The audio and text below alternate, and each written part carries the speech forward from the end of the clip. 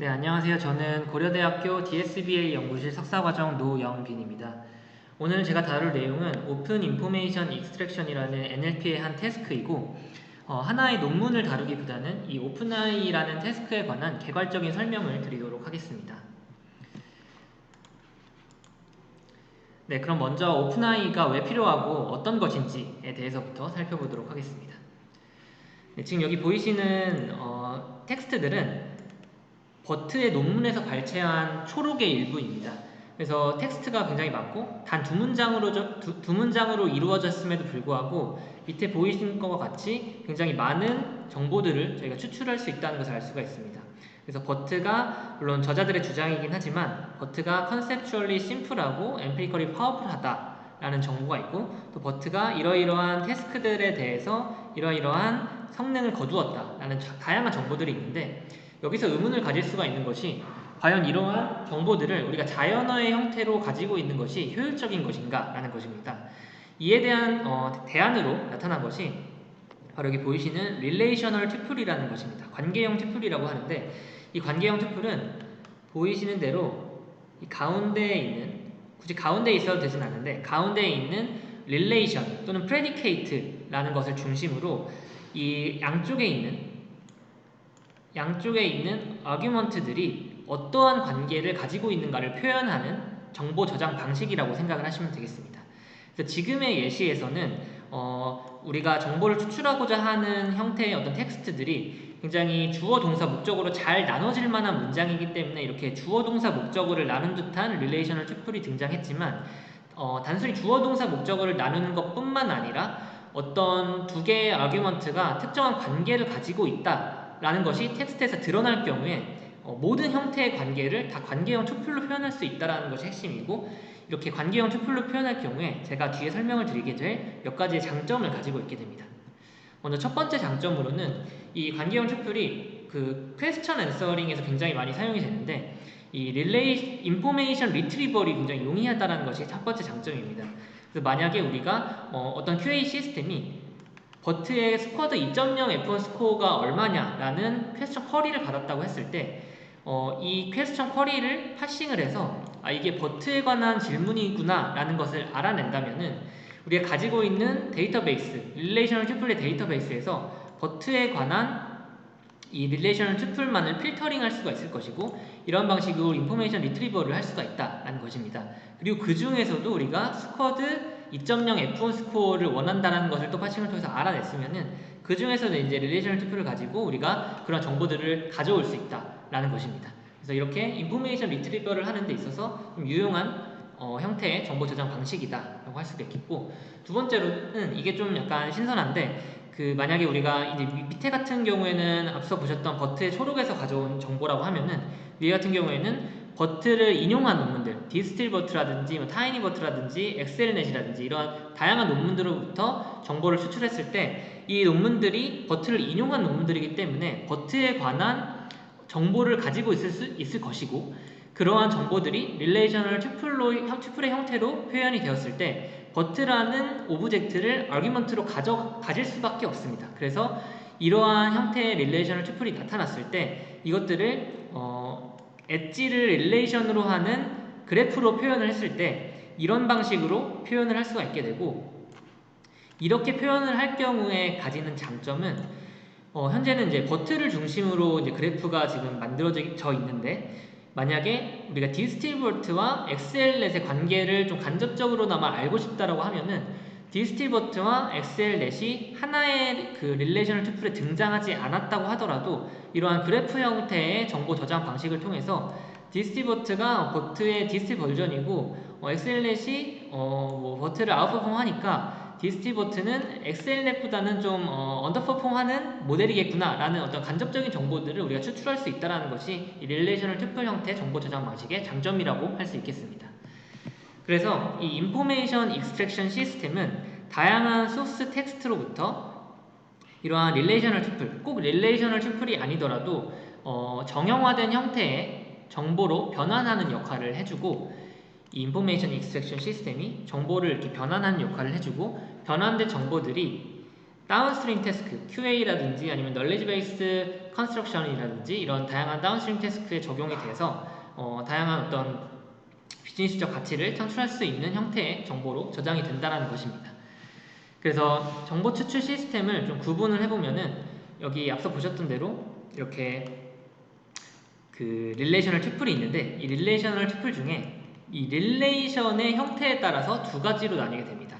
그래서 첫 번째는 클로즈드 도메인이고 두 번째는 오픈 도메인인데 오늘 우리가 다루게 될 내용은 이 오픈 도메인이고 이 두 가지가 가장 큰 차이점이라고 할 수 있는 것은 이 릴레이션 타입이 사전에 정의되었느냐 아니냐 라고 생각을 하시면 되겠습니다. 그래서 릴레이션 타입이 미리 정해져서 정보 추출 시스템이 텍스트를 보기도 전에 미리 릴레이션 타입이 정해져서 인포메이션 익스트랙션 시스템이 텍스트를 본 후에 다양한 텍스트들을 통해서 얻은 정보들을 사전 정의한 릴레이션 타입에 분배를 하는 형태 또는 분류를 하는 형태로 이루어진다면 그것이 클로즈드 도메인이라고 하고 오픈 도메인의 경우에는 사전에 릴레이션 타입이 전혀 정의가 되지 않고 인포메이션 익스트랙션 시스템이 텍스트를 본 뒤에 그냥 바로 그 텍스트에서 릴레이션 타입을 추출해내는 형태라고 보시면 되겠습니다.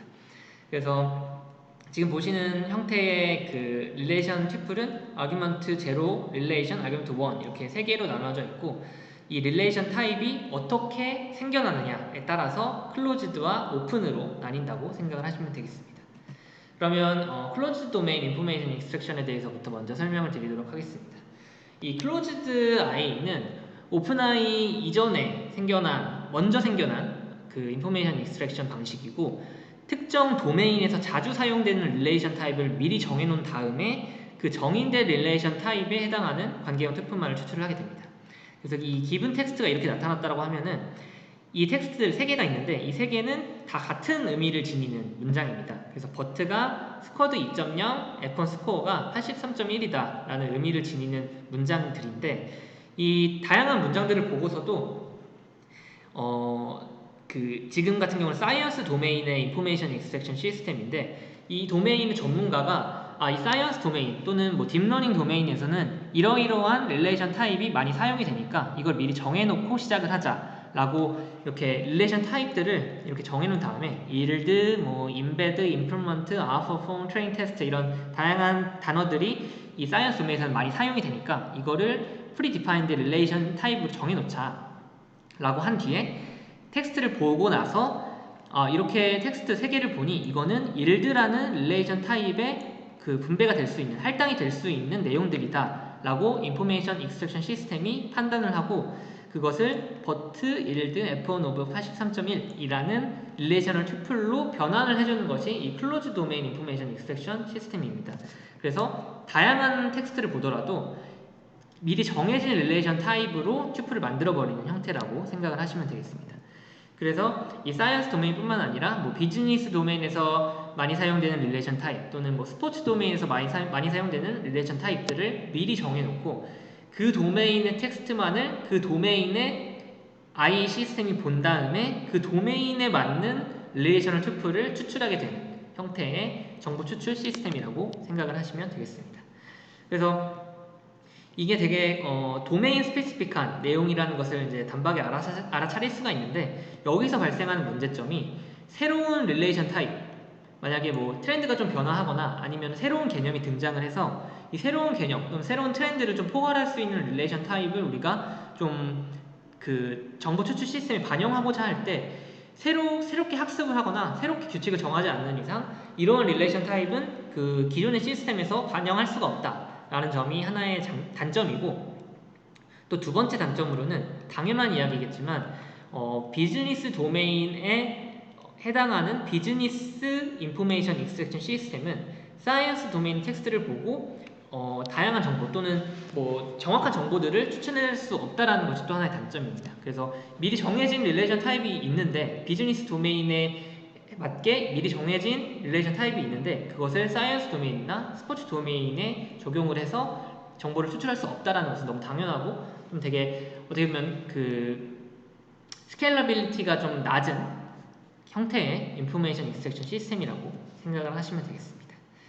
그래서 이러한 단점들을 보완하기 위해서 오픈 IE가 등장을 했는데 이 개방형 정보 추출이라는 이 방식은 사전 정의된 릴레이션 타입 없이 문장 내에서 관계형 투표를 추출을 합니다. 그래서 지금 기본 텍스트가 특정 도메인에 국한되지 않고 어떠한 기본 텍스트에 대해서도 릴레이션 타입을 추출할 수가 있는데 그 이유가 문장 내에서 릴레이션을 추출하기 때문입니다. 문장 내에서 이 인포메이션 익스트랙션 시스템이 만약에 본인이라는 그 어떤 특정 프레이즈를 보면은 이 프레이즈는 스티브 잡스와 1955라는 아규먼트들을 묶어줄 수 있는 릴레이션 타입이다 라고 텍스트를 본 뒤에 알아차리고 그 다음에 이 텍스트를 본 뒤에 본인이라는 그 자체를 릴레이션 타입으로 하고 거기에 묶여있는 아규먼트들을 가지고 와서 추출을 바로 해내는 방식의 그 인포메이션 익스트랙션 시스템이라고 생각을 하시면 되겠습니다. 그리고 만약에 co-founded라는 형태의 또 프레이즈를 보게 되면은 이것도 스티브 잡스와 애플이라는 아규먼트를 묶어줄 수 있는 릴레이션 프레이즈구나 라는 것을 시스템이 알아차리고 그 자체를 릴레이션 튜플로 가져가는 형태입니다. 그래서 만약에 이게 클로즈드 도메인이었으면은 좀 더 일반적인 형태의 프리디파인드된 릴레이션 타입이 있고 거기에 해당 아규먼트들을 할당하는 방식이었을 텐데 이 오픈 아이에서는 그런 found가 훨씬 더 이제 제너럴한 단어임에도 불구하고 이건 모르겠고 그냥 우리는 텍스트 내에서 가져오겠다라는 형태의 방식의 인포메이션 익스트랙션 시스템이라고 보시면 되겠습니다. 그래서 도메인에 국한되지 않기 때문에 이 웹 스케일로 진짜 어떤 텍스트라도 적용을 하면은 바로 어떤 정보 추출을 해낼 수 있는 그런 형태의 시스템이기 때문에 웹 스케일로 대규모 코퍼스를 대상으로 굉장히 유연한 정보 추출이 가능하다라는 것이 이 오픈AI의 장점입니다. 그래서 어떻게 보면은 이제 클로즈드 도메인 클로즈 도메인 I보다는 좀 양으로 승부하는 형태의 정보 추출 시스템이라고 생각을 하시면 되고 약간 현재 어떤 굉장히 방대하게 늘어나는 웹 텍스트를 좀 핸들링할 수 있는 방식의 정보 추출 시스템으로 좀 각광을 받고 있는 상황입니다. 그래서 키워드를 보시면 도메인 인디펜던트하고 온톨로지 프리하다는 거는 이제 릴레이션 타입이 미리 정해지지 않기 때문에 특정 어떤 릴레이션 신테틱하거나 시멘틱한 그런 그래프에 좀 국한되지 않는다. DB에 국한되지 않는다라는 점이고 웹스케일은 말씀드린 대로 어떤 도메인에도 적용이 가능하기 때문에 굉장히 대규모의 코퍼스에 적용이 가능하다라는 점입니다. 그래서 이 오픈AI에 대해서 설명을 드렸고 그럼 이제 오픈AI 자체를 어떻게 수행을 하는가에 대해서 살펴보도록 하겠습니다. 네, 오픈AI 시스템은 사실은 원래 2007년도에 제일 먼저 제안이 되었는데 그때는 다 룰 베이스드 또는 어떤 셀프 슈퍼바이즈드라고 해서 굉장히 셜로우한 패턴들을 사용을 해서 나이브 베이즈라든지 SVM 같은 모델들을 사용했었는데 현재 이제 2018년도에 이 모델이 이제 BIO 태깅 방식을 사용한 슈퍼바이즈드 오픈AI가 생겨나게 되면서 2018년도에 사실 슈퍼바이즈드가 제일 처음 나왔다는 것은 이 분야 자체가 아직 좀 머추어한 분야가 아니라는 것을 알 수가 있고 2018년도에 이 뉴럴 기반의 오픈AI 시스템이 생겨난 이후로부터는 대부분의 이제 소타라고 하죠. 굉장히 성능이 높은 그리고 잘 작동하는 모델들은 대부분 뉴럴 기반의 시스템이고 이렇게 크게 두 가지 방식으로 지금 진행이 되고 있습니다. 먼저 첫 번째 방식은 시퀀스 라벨링이고 두 번째 방식은 시퀀스 제너레이션이고 시퀀스 라벨링 방식은 그 클래시피케이션 방식에 따라서 BIO 태깅 방식과 스팬 셀렉션 방식으로 나뉘고 시퀀스 제너레이션 같은 경우에는 이 방식을 조금 발전시킨 시퀀셜 디코딩 방법론이 이번 2020년도 ACL에서 퍼블리시가 됐습니다. 그래서 이게 이렇게 크게 네 가지 BIO 태깅부터 첫 번째, 스팬 셀렉션 두 번째, 시퀀스 제너레이션 세 번째, 시퀀셜 디코딩 네 번째 이 네 가지 방식을 수차적으로 설명드리는 방식으로 진행을 할 것이고 성능에 관해서는 네 개를 다 설명드린 뒤에 뒷부분에서 이밸류에이션을 설명을 드리면서 같이 성능에 대해서도 보여드리도록 하겠습니다. 네, 먼저 BIO 태깅 방식부터 살펴보도록 하겠습니다. 이 BIO 태깅은 사실 NLP 태스크에서 되게 많이 사용되는 이제 데이터 레프레젠테이션 방식인데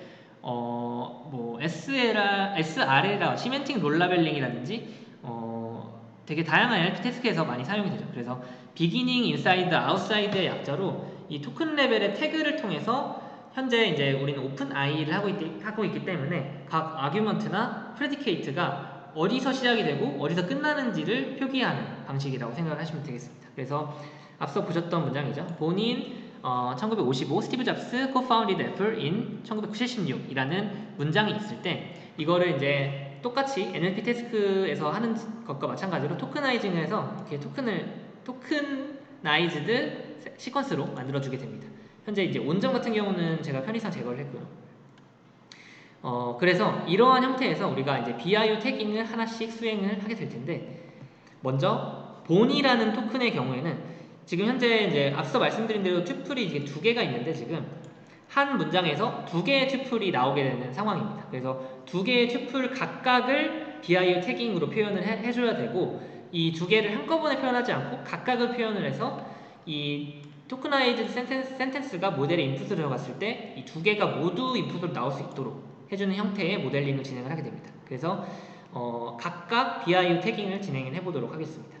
그래서 첫 번째 본이라는 토큰은 프레디케이트 자리에 맨 첫 번째 토큰이기 때문에 프레디케이트 비기닝이라는 의미의 BIO 태그를 붙여줍니다. 그리고 두 번째로 in이라는 토큰은 프레디케이트 위치에 두 번째죠. 그러니까 첫 번째가 아니고 inside, 포함된 토큰이라는 의미에서 프레디케이트 inside, PI 태그를 붙여주게 됩니다. 그리고 세 번째 토큰인 1955는 argument 1, argument 0고 1이기 때문에 argument 1의 첫 번째 토큰, 하나밖에 없지만 첫 번째 토큰으로 가정을 하고 argument 1 beginning이라는 이미 A1B 태그로 표시를 해주게 됩니다. 그리고 쉼표 같은 경우에는 어떠한 그 튜플의 아규먼트 또는 프레디케이트에도 포함되지 않기 때문에 어디도 포함되지 않는다라는 의미의 outside, O 태그를 붙여주게 되고, 나머지들은 뭐 스티브 잡스 마찬가지로 스티브 잡스는 아규먼트 0에 스티브는 beginning, 잡스는 inside이기 때문에 A0B, A0I의 태그를 붙여주게 됩니다. 그리고 나머지들은 이제 전혀 그 어떤 튜플의 프레디케이트 또는 아규먼트에도 포함되지 않기 때문에 outside로 표기를 해주게 됩니다. 밑에도 마찬가지로 스티브 잡스 co-founded 애플, 그리고 여기에 이제 in 1976도 같이 붙었는데 이 릴레이셔널 튜플이 아규먼트 0, 1만 표기를 하기도 하고, 이걸 이제 바이너리 익스트랙션이라고 하고, 아규먼트 유용한 정보들을 다 붙여가지고 뭐 장소라든지 뭐 시간이라든지 아니면 뭐 다양한 정보들을 붙여가지고 아규먼트 2라든지 3까지 표현을 하기도 합니다. 그리고 이 BI의 태깅을 제안한 오픈AI 논문에서는 아규먼트 3까지 표현을 했기 때문에 저도 아규먼트 2를 이 1976이라는 정보를 같이 추출을 해서 아규먼트 2로 표기를 해주었습니다. 그래서 이렇게 두 개의 그 BIO 태그 시퀀스가 나오게 되고, 인풋은 앞서 말씀드린 대로 토크나이즈드 된 시퀀스가 인풋으로 들어가게 되고, 밑에 보이시는 이 BIO 태그 시퀀스 두 개가 아웃풋으로 나오게 됩니다. 근데 여기서 생각을 해보시면 좀 이상한 게, 인풋이 하나인데 어떻게 아웃풋이 두 개가 나올 수 있나 라는 생각을 하실 수가 있는데, 이 아웃풋을 각각의 이 특정 인풋이 들어갔을 때 특정 아웃풋이 나오고, 또 특정 인풋이 들어갔을 때 이 아웃풋이 나오게 만들어주기 위해서는 어떤 컨디션을 걸어줘야 됩니다. 그래서 이 BIO 태깅을 사용한 논문이 이제 RNNOI라는 논문인데, Supervised Open Information Extraction의 논문에서 RNNOI를 제안을 했었고, 여기서는 Predicate Head라는 걸 뽑습니다. 그래서 본인이라는 프레디케이트에서 핵심적인 의미를 담당하는 토큰이 본이고, co-founded라는 토큰에서 프레디케이트에서 핵심적인 의미를 담당하는 것이 founded라는 토큰이기 때문에 뭐 NLTK라든지 아니면은 스페이스라든지 이런 라이브러리를 활용해서 프레디케이트 헤드를 뽑아주고, 그 헤드를 컨디션으로 활용해서 아웃풋을 뽑아주게 됩니다.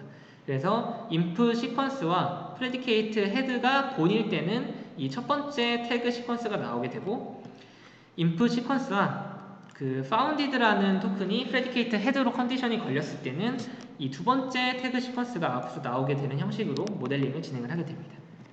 그래서 모델링 방식을 보시면은 기본적으로 바이디렉셔널 LSTM을 사용을 하고 그리고 토크나이징 된 센텐스가 역시 인풋으로 들어가게 되고, 앞서 말씀드린 대로 이 프레디케이트 헤드가 그 컨디션이 걸려서 들어가게 됩니다.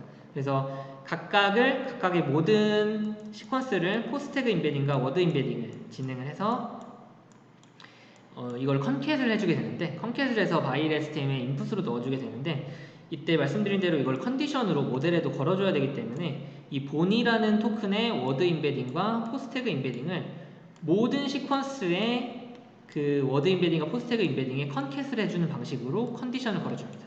이렇게 컨디션을 걸어주면은 이 모델이 지금은 이러한 센텐스에서도 본이라는 토큰을 프레디케이트 헤드로 하는 릴레이셔널 튜플을 추출을 해야겠구나 라고 생각을 하고 그러한 방식으로 학습을 진행을 하게 됩니다.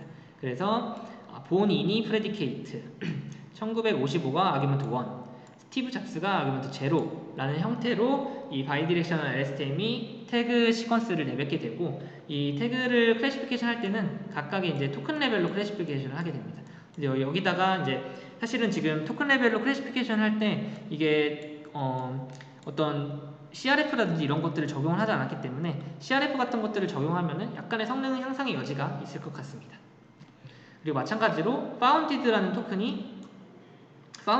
토큰이 들어갔을 때 역시 founded의 워드 임베딩과 포스태그 임베딩을 각각의 토큰에 다 컨캣을 해줘서 컨디션을 걸어주게 됩니다. 이렇게 되면 역시 모델이 지금은 이러한 센텐스에서 founded라는 토큰이 프레디케이트 헤드로 있을 때의 릴레이셔널 튜플을 추출해야겠구나 라고 생각을 하고 학습을 진행을 하게 됩니다.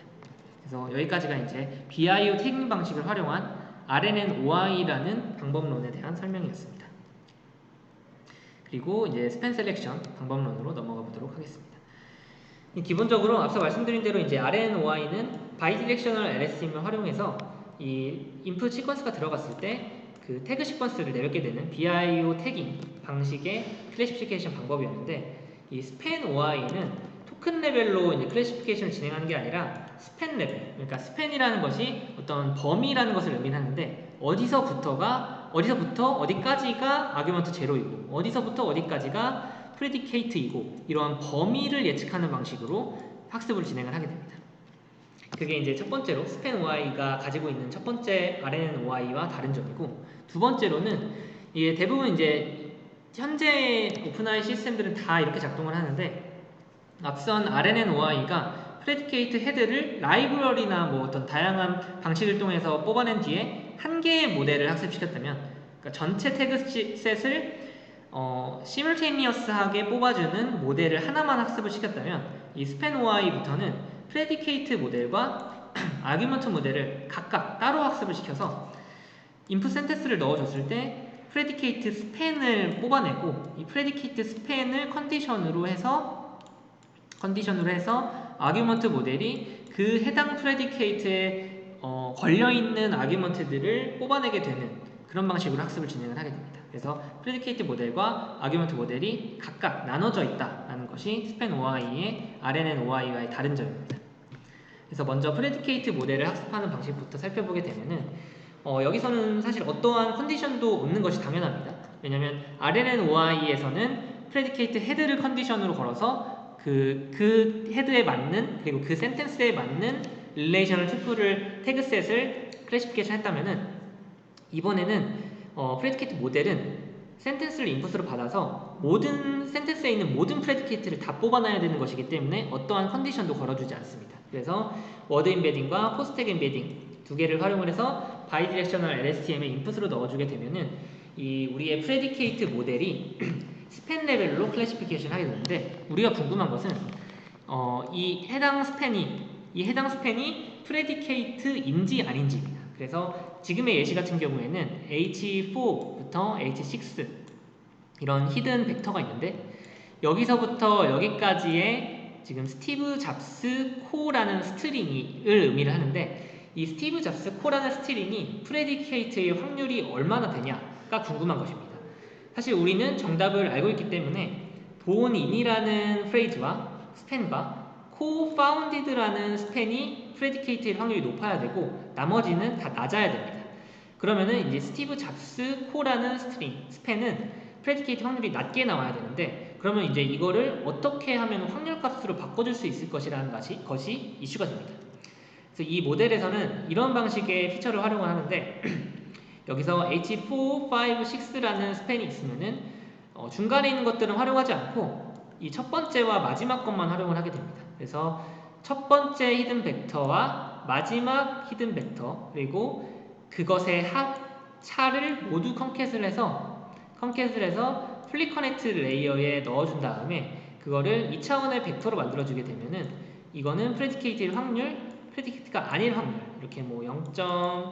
프레디케이트 확률은 낮겠죠? 0.9 뭐 이런 식으로 나오게 됩니다. 그래서 이거를 소프트맥스에 넣어주게 되면 이렇게 확률값으로 나오게 되고 그러면은 이 스팬은 프레디케이트가 아니구나라는 것을 우리가 알 수 있게 됩니다. 그리고 마지막으로는 이제 이 스팬들만 우리가 프레디케이트로 인퍼런스를 하도록 0.5 이상으로 프레디케이트일 확률이 나오도록 학습을 진행을 하게 됩니다. 그리고 나서 현재는 이제 코파운드라는 그 프레디케이트를 컨디션으로 이제 아규먼트를 뽑아보도록 하겠습니다. 여기서는 그 앞선 모델 RNN-OI 같은 경우에는 워드 인베딩과 포스태그 인베딩만 활용을 했는데 이 스팬 OI에서는 그 디펜던시 파싱이라는 것을 활용을 하게 됩니다. 디펜던시 파싱 인베딩은 디펜던시 파싱 같은 경우에는 파싱의 한 종류인데 단어 간의 관계를 트리 형태로 표현한 파싱 형태라고 생각을 하시면 됩니다. 그래서 단어 간의 관계라는 것이 약간 좀 애매할 수 있는데 어떤 단어가 어떤 단어를 꾸며준다라든지 어떤 단어가 어떤 단어와 연결되어 있다라든지 이런 다양한 형태의 단어 간 단어의 관계를 그 화살표 형태로 표현해주고 보통 이제 헤드에서 디펜던트로 화살표가 간다고 하는데 헤드에서 디펜던트로 화살표가 간다는 것은 이 디펜던트가 그 헤드를 꾸며주게 되는 형태이고 이 디펜던시 파싱에 관해서는 그 스탠포드에서 진행하고 있는 CS224N을 참고하시면 좋을 것 같습니다.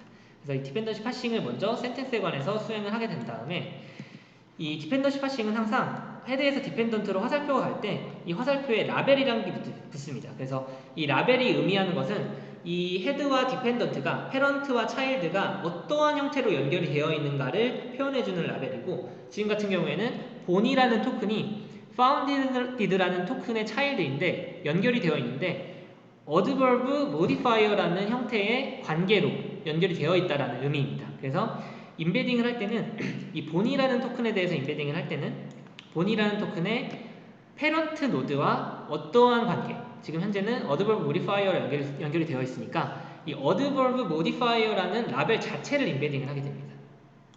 그래서 이건 이제 랜덤 이니셜라이제이션으로 인베딩을 한 뒤에 계속해서 학습을 진행하게 되는 것이고 마찬가지로 스티브라는 토큰도 잡스라는 토큰의 차일드인데 페런트와 confound라는 형태의 라벨로 연결이 되어 있기 때문에 이 confound 자체를 인베딩을 시켜서 컨캣을 해주게 됩니다. 그래서 각각이 다 페런트 노드와 어떠한 관계를 가지고 있나를 의미하는 인베딩이라고 생각을 하시면 되겠습니다. 그래서 이렇게 디펜던시 파싱, 포스태깅 그리고 워드 인베딩을 다 인베딩을 해준 뒤에 역시 컨디션을 걸어줘야 하기 때문에 컨디션을 걸어주는데 RNN-OI에서는 이 컨디션 토큰들을 전부 다 컨캣을 해줬었는데 여기서는 포지션 인베딩, 바이너리 포지션 인베딩을 활용하게 됩니다. 그래서 이 해당 포지션, 자리가 프레디케이트의 자리인지 아닌지를 인베딩을 해서 만약에 프레디케이트 스팬에 포함되는 토큰인 경우에는 1로 지금 co-founded는 프레디케이트 스팬이기 때문에 1이라는 숫자를 인베딩을 하고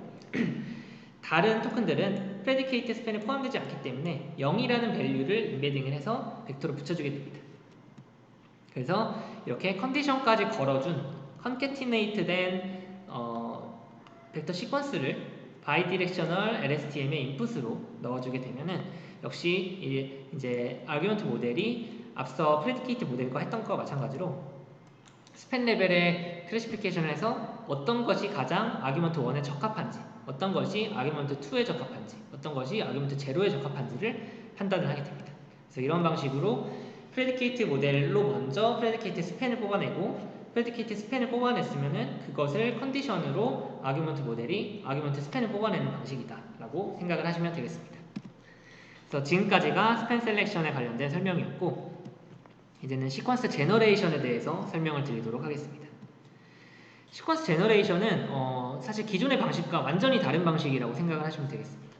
그래서 먼저 시퀀스 투 시퀀스 OI라고 이름을 붙인 것에서 볼 수 있듯이 시퀀스 투 시퀀스 모델을 활용을 했고 이 시퀀스 투 시퀀스가 가장 잘하는 방식인 제너레이션 방식으로 튜플을 뽑아내게 됩니다.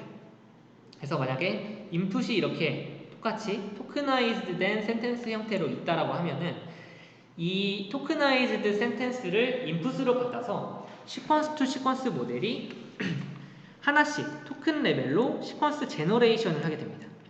그래서 이 제너레이션을 할 때 첫 번째로 이렇게 지금 아규먼트 제로를 제너레이션 하기 시작할 거야 라는 의미의 아규먼트 제로 또는 아규먼트 1 프레디케이트 구분자를 같이 포함해서 생성을 하게 됩니다.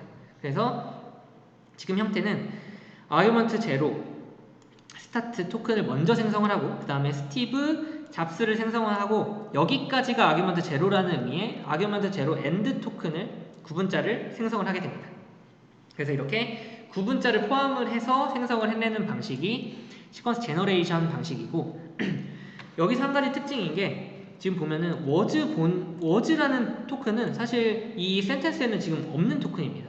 그럼에도 불구하고 이 제너레이션 토큰 같은 경우에는 제너레이션 방식 같은 경우에는 그 기본적으로 그 보캐블러리 가지고 있는 보캐블러리 내에서 어떠한 토큰도 생성해낼 수 있기 때문에 말이 되는 방식으로 랭귀지 모델링이 잘 학습이 되었다면 말이 되는 방식으로 이 튜플을 생성해낼 수가 있게 됩니다. 그래서 기본 텍스트 내에 존재하지 않는 토큰도 추출이 가능하기 때문에 조금 더 시퀀스 라벨링 방법론보다는 조금 유연하고 어떻게 보면 좀 더 말이 되는 방식의 토큰을 생성할 수 있는 방식이라고 생각을 하시면 되겠습니다.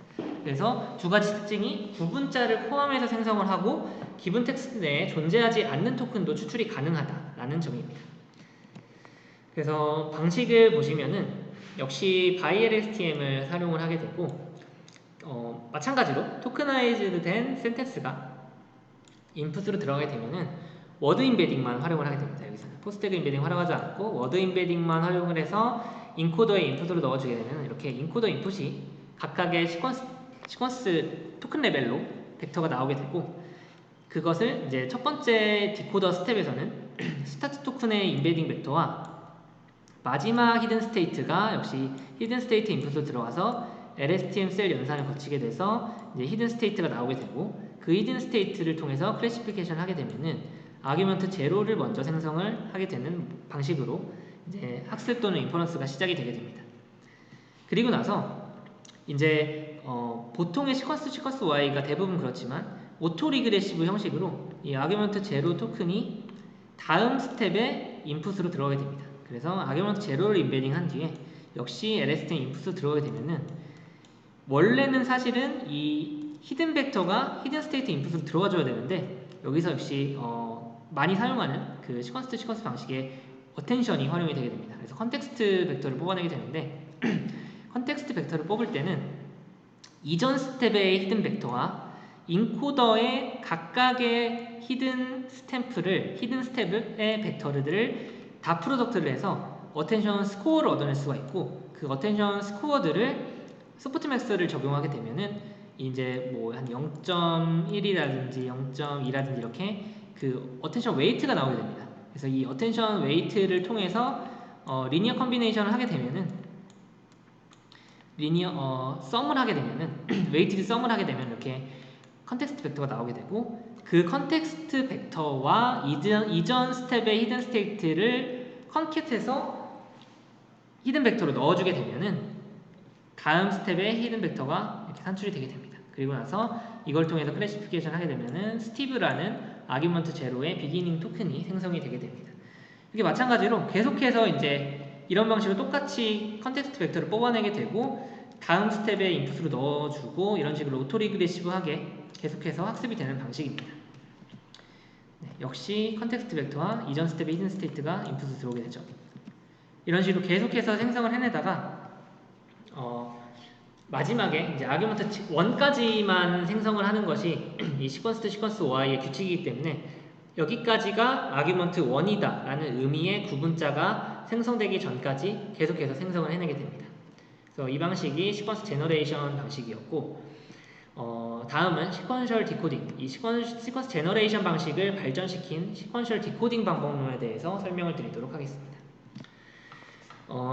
앞선 그 시퀀스 제너레이션 방식에서 약간 의문을 가지실 수가 있는 것이 눈치 빠르신 분들은 좀 의문을 가지실 수가 있는 게 인풋은 하나인데 우리가 그 생성해내야 되는 튜플은 사실 2개였습니다. 그런데 그 시퀀스 제너레이션 방식, 앞서 설명드린 시퀀스 제너레이션 방식에서는 인풋을 그냥 하나만 넣어주고 어떠한 컨디션도 없이 그냥 생성을 해냅니다. 그래서 그 두 개의 튜플을 생성을 해내려면은 우리가 빔 서치라는 것을 활용을 해야 되는데, 이 빔이라는 것을 활용해서 그 빔 스코어가 가장 높은 시퀀스, 그러니까 확률값이 높은 n개를 유지하게 되는데, 보통은 이제 5개 정도를 유지하게 되고, 이 확률값이 높은 n개를 계속해서 유지를 하면서 가장 마지막 순간에 그 빔 스코어가 높은 것들을 아니죠, 5개를 유지하게 되면 5개를 다 뽑게 되는데, 그 5개를 그 아웃풋을 내놓는, 그래서 어떤 컨디션을 가지고 그냥 튜프들을 그 컨디션에 맞게 뽑아내는 게 아니라 그냥 센텐스를 인풋으로 넣고 빔 서치를 통해서 다양성을 확보하는 방식이라고 생각을 하시면 되겠습니다. 그래서 매 인풋마다 고정 개수, 우리가 빔의 개수를 설정을 해놓고 그 빔의 개수만큼 관계어 튜플을 추출하게 됩니다.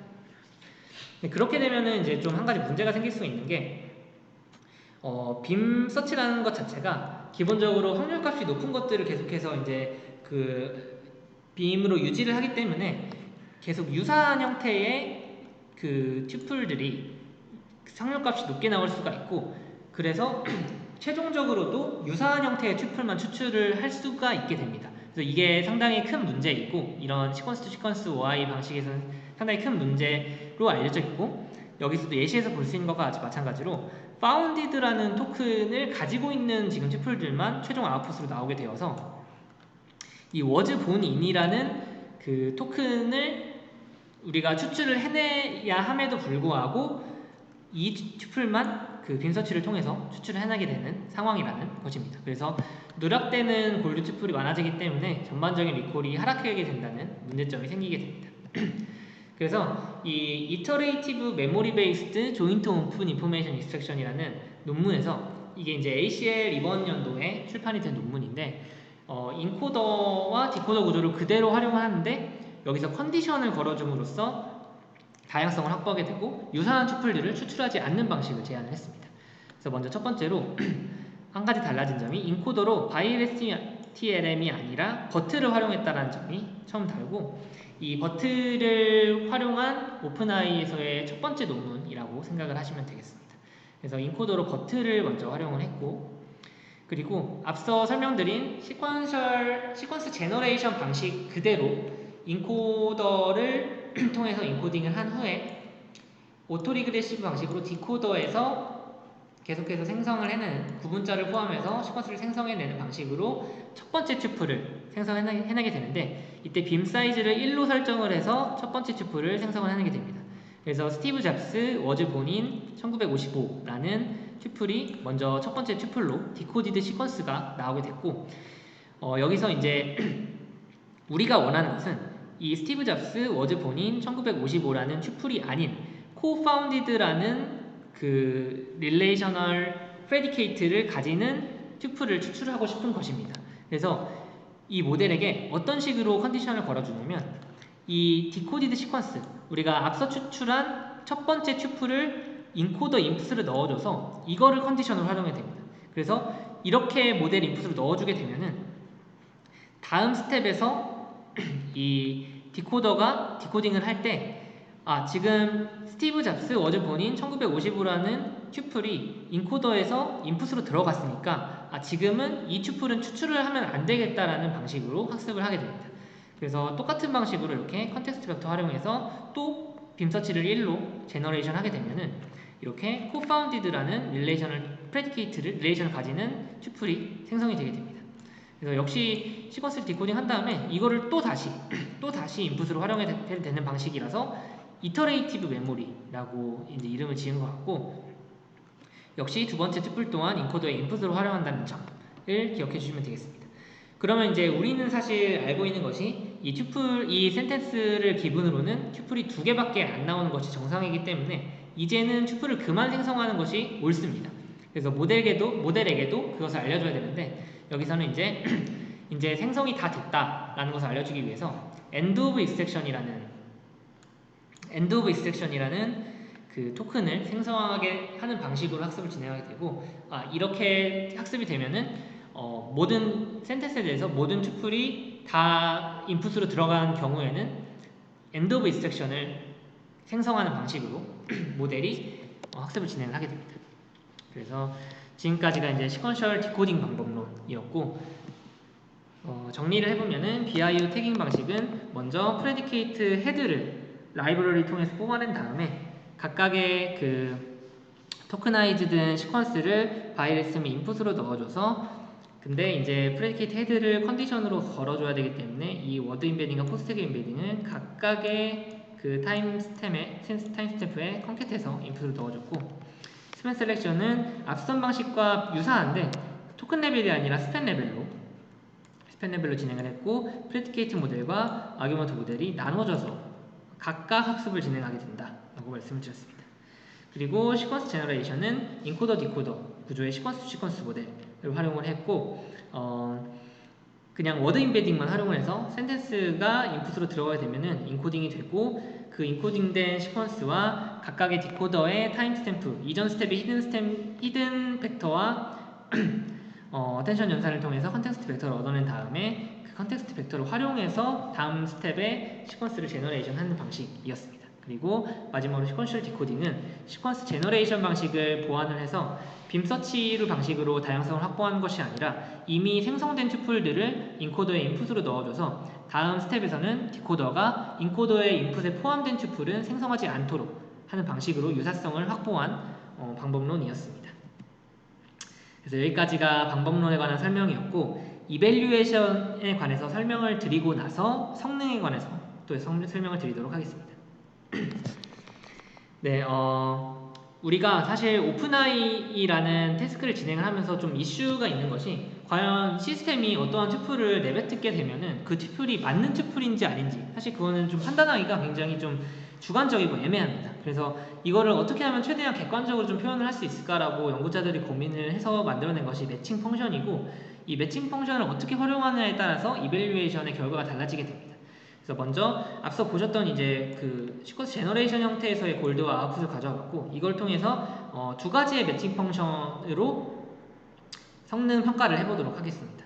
그래서 먼저 첫 번째로 사실 진행이 된 것은 이 아규먼트와 프레디케이트의 어떤 그 구분을 하지 않고, 아규먼트는 아규먼트끼리, 프레디케이트는 프레디케이트까지 이렇게 구분을 하는 게 사실은 정상인데, 그렇게 하지 않고 사실 초기에는 오픈AI가 좀 성능이 안 좋다 보니까 그렇게 구분까지 하게 되면 성능이 너무 떨어져 버려서, 아무래도 그런 거를 좀 감안을 해서 단순한 형식의 렉시칼 매치를 좀 성능 매트릭으로 활용을 했던 것 같습니다. 그래서 렉시칼 매치에 대해서 설명을 드리도록 하겠습니다. 우선은 이렇게 골드가 2개가 있고 아웃풋이 5개가 있으면은 페어와이즈의 표를 만들어서 이 2개가 OX로 매칭이 됐냐 안 됐냐를 평가를 하게 되는데, 이 OX로 평가를 할 때는 골드의 시퀀스 랭스 분의 매칭된 단어의 개수가 0.5보다 커야 됩니다. 그래야지 5로 표기가 되는데, 현재는 3분의 1이기 때문에 X로 표기가 된 것이고, 보시면은 랭스 오브 골드는 스티브, 잡스, 워즈, 본, 인, 1955 이렇게 6개이기 때문에 6으로 들어갔고, 매칭된 것은 스티브와 잡스 이렇게 2개밖에 없습니다 지금. 그래서 6분의 2 해서 3분의 1 해서 지금은 매칭이 되지 않았다라고 판단을 했습니다. 골드 1과 아웃풋 1은 매칭이 되지 않았습니다. 그리고 골드 1과 아웃풋 2를 보시면은, 사실은 보면은 워즈 보온 인이라는 것이 골드이고 지금 아웃풋은 파운디드이기 때문에 이거는 그냥 틀린 거라고 보는 게 맞습니다. 그냥 상식적으로 사람이 봤을 때는 틀린 튜플의 추출이어야 하는 것이 맞는데, 지금 보시면은 5로 표기가 됐죠. 이게 이제 렉시칼 매치의 함정인데, 랭스 오브 골드는 역시 아웃풋 1이기 때문에 그대로 6이고, 매칭된 걸 보시면은 스티브 잡스는 역시 그대로 매칭이 됐습니다. 앞서 보셨던 골드 1과 아웃 1과 마찬가지로 스티브 잡스는 매칭이 되었고, 보시면은 인이라는 지금 토큰은 워즈 본인은 찾아볼 수가 없고, 인이라는 토큰은 사실은 원래는 이제 프레디케이트에서 찾아줘야 하는 것인데 지금 아규먼트 1에 있는 인과 매칭이 됐습니다. 그래서 인이라는 토큰이 지금 아웃풋에 있기 때문에 단순히 아규먼트와 프레디케이트 이런 걸 따지지 말고 그냥 아웃풋에서 있기 때문에 그냥 매칭이 되었다고 보고, 1955도 우연히 여기에 1955가 뽑히게 돼서 1955도 맞았습니다. 그래서 지금 매칭된 게 6분의 4이고 0.5보다 크기 때문에 지금 O 표시가 된 것을 확인하실 수 있습니다. 그래서 사실은 사람이 보기에는 그냥 굉장히 틀린 튜플인데 이 렉시컬 매치 방식에서는 맞는 방식으로 표기가 되어버렸습니다.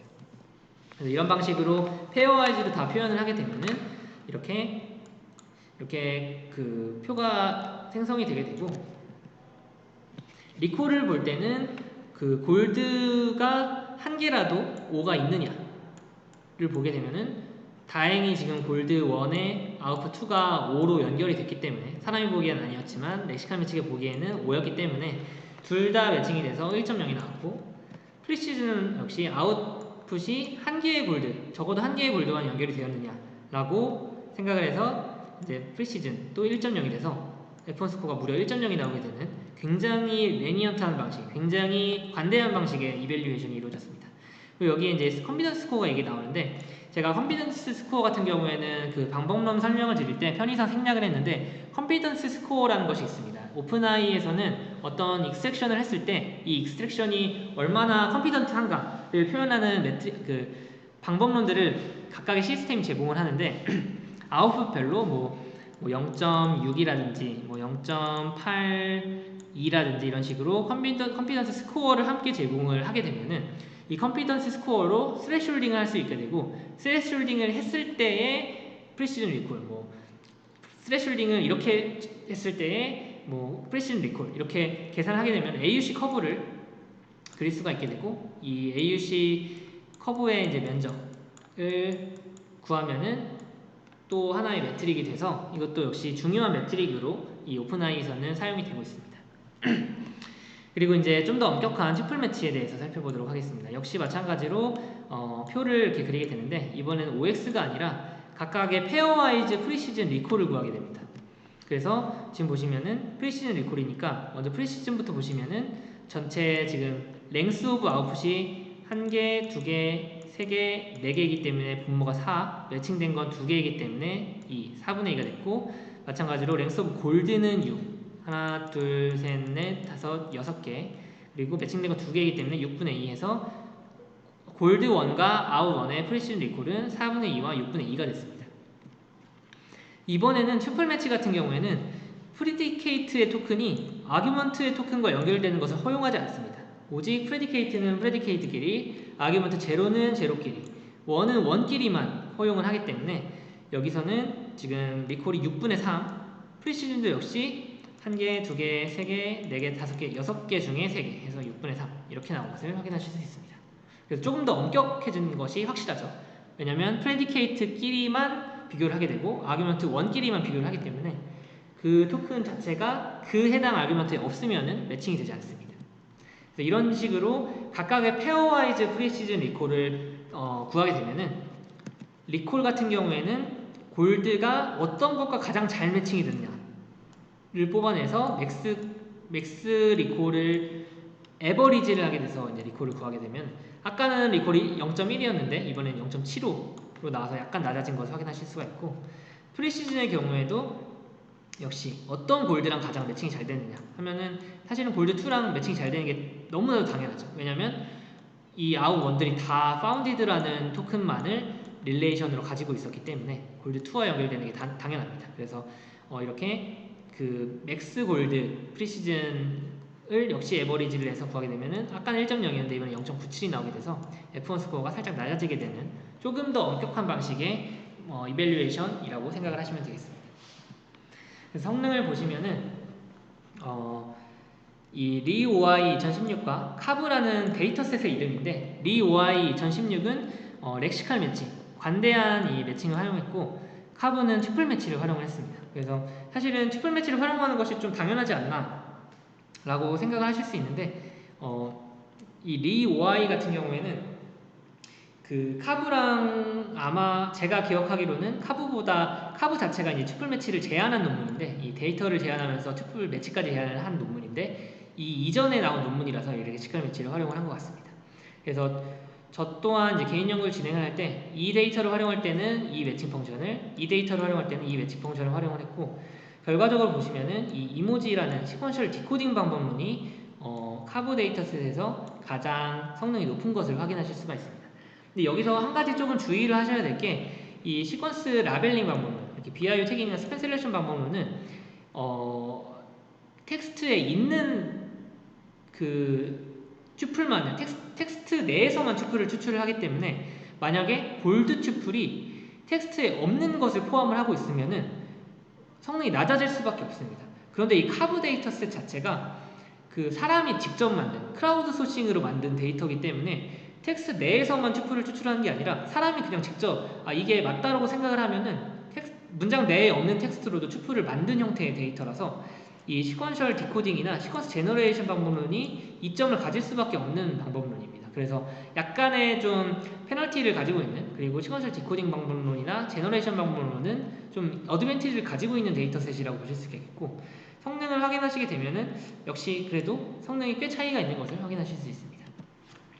그런데 또 버트가 없는 형태, 이모지에서 버트가 없거나 시퀀스 OI에서 버트가 없는 형태는 이 카브 데이터셋에서도 시퀀스 라벨링보다 성능이 상당히 낮습니다. 그래서 버트가 있는 게 인코딩을 할 때 굉장히 중요하구나 라는 것을 확인하실 수가 있고, 그러면은 이제 시퀀스 라벨링에서 버트를 활용하게 되면 이것보다 좀 높아지지 않을까라고 생각을 하실 수는 있는데, 제가 직접 해본 결과로는 그렇게 성능이 높아지진 않았습니다. 그리고 시퀀스 라벨링 방법론은 앞서 말씀드린 대로 버트를 사용하지 않은 제너레이션 방법론보다는 성능이 높지만, 버트가 사용된 이모지라든지 버트가 사용된 시퀀스 OI 같은 경우와 비교를 했을 때는 성능이 그렇게 높지는 않았습니다. 그리고 이제 오픈AI 4 같은 경우에는 룰 베이스 방법론인데, 이 오픈AI 4의 성능이 되게 좋아서 오픈AI 4의 그 아웃풋을 보통 이 뉴럴 기반의 그 모델들이 데이터로 활용을 합니다. 학습 데이터로 활용을 하게 되고, 오픈AI 같은 경우에는 사람이 학습 데이터를 만드는 게 되게 어렵기 때문에 이 오픈AI 4의 추출물을 학습 데이터로 주로 활용을 하는데 성능이 꽤 좋습니다. 그래서 시퀀스 라벨링 방법론보다 카브 데이터셋에서 성능이 더 좋은 것을 확인하실 수 있습니다. 그래서 여기까지가 이제 오픈AI에 관한 방법론 및 성능에 관한 설명이었고, 혹시 질문이 있으신 분들 계시면은 댓글로 남겨주시면 답변을 달아드리도록 하겠습니다. 들어주셔서 감사합니다.